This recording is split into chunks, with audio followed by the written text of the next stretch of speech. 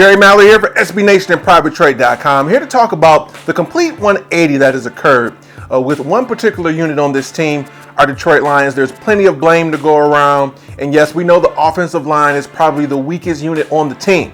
But going from first to worst goes to the linebacking core. What do I mean by this? Well, it's our perception of this linebacking unit heading into the season, potentially being one of the strongest units on the team, to now being, aside from the offensive line, one of, if not the weakest unit on the Detroit Lions football squad. Now, how did this all happen? Last year, the linebacking unit was solid. It was really good. It was great even.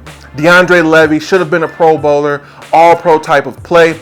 Tulloch goes down. Tahir Whitehead steps right in and looked wonderful. So how can a unit heading into this upcoming season, 2015, we were ready after 11-5, go from being perceived so high to so low? Now let's keep in mind the aspirations that we have for this unit heading in. You already have the return of DeAndre Levy, new deal. He's going to be with the Lions for quite some time. That's the key right there. He's the best on the team, best linebacker, not even close. Then Tahir Whitehead, another year for him. He's still young. And it was almost like we were gaining two new players to what was already a strong unit. One being Tulloch, coming back from the ACL injury. We see all these videos of him recuperating and moving around. And then there was Kyle Van Noy, your second-round pick. Injuries and ineffective play in year one was abundant. So we figured this year would be the year that he stepped up and played a little bit better. And he didn't have to be the man. He didn't have to start because our unit was that solid. So what really made this unit go from being perceived as one of the best all the way down to one of, if not the worst, not including the offensive line? Well, there are three things that happened. Two of them aren't big surprises, but one is. The first is DeAndre Levy getting hurt. It's obvious. We don't have to think outside the box on this. And that's not really a rarity. Players get hurt all the time. So you can count on a player, you can count on him, but guess what? He can get hurt. Now, how DeAndre Levy got hurt, there's a little bit of speculation in terms of that, but that doesn't really matter. At the end of the day, good players get hurt all the time. So losing your best linebacker by far is the number one reason. And it's not a big shock. As we said, injuries happen. Number two wasn't a big shock either. As much as we wanted Tulloch to be his old self, well, he's old. He's on the wrong side of 30. He's coming off an ACL tear. And the videos look promising of him rehabbing and recuperating. But, we can't say it's a huge shock that a guy on the wrong side of 30, just tore his ACL, tons of NFL mileage, struggles in his return. So not anything that's groundbreaking. But the third one, this is the one that's confusing. It's Tahir Whitehead.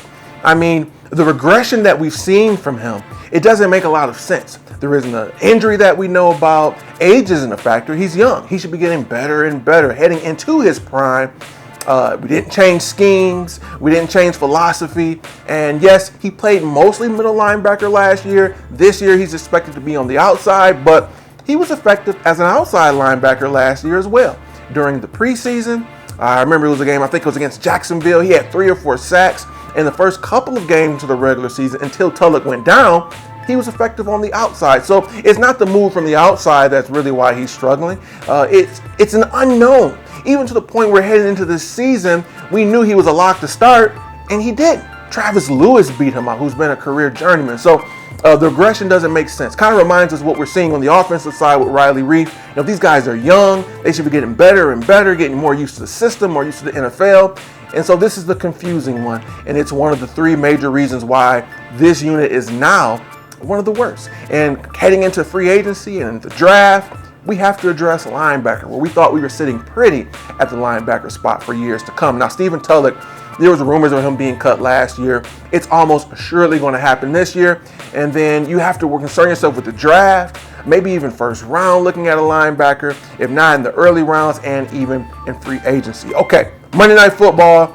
Well, not a ton to talk about. I mean, these two teams are under 500. I'm sure ESPN is not looking forward to the ratings potentially for these two teams, but it's going to be interesting to see, have the Lions melted in for the season, or was the St. Louis game kind of just a hangover from the Hail Mary? Is the Hail Mary the knockout punch and they're just done? If that's the case, we lose.